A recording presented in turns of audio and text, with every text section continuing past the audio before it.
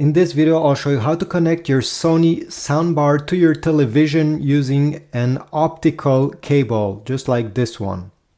It's very easy, so let's get started. By the way, if you don't have a cable, I'll put links in the description if you want to get one from Amazon. The first step is to simply go on the back of your Sony Soundbar. Now, depending on which model you have, the optical connection will be located on one of these sides.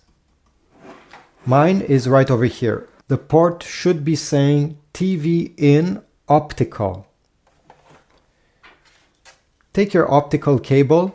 Make sure that if it's a brand new one, you have removed the silicone tip protecting the tip. Many people forget to remove it and it does not work.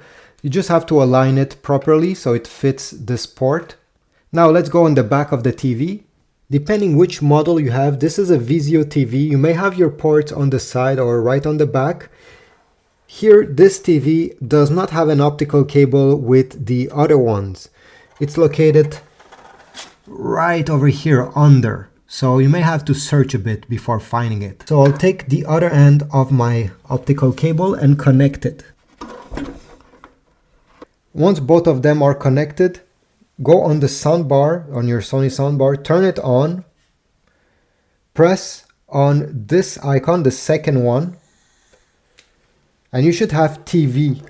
If you have the remote control of your soundbar, you can do the same thing by pressing the input button until you see TV appearing there. Then on your TV, well, it really depends which brand you have. You need to go into the settings, so press the cogwheel of your TV remote control. Again, the menu will look different if you have a Samsung. This is a Vizio TV. Go into the settings where you see audio.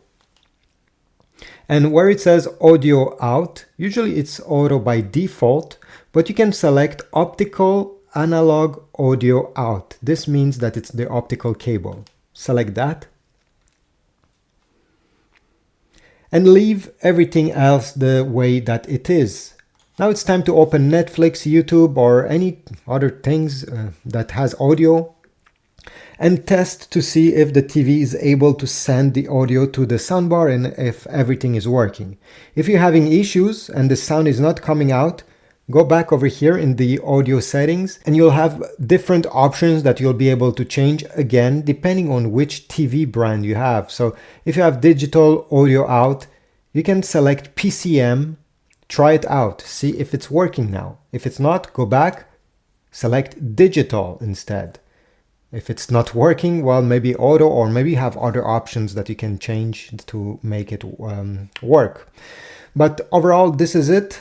I hope this was useful. If so, please leave a like, subscribe, comment down below if it worked for you, and I'll see you in the next video. Have a beautiful day out there.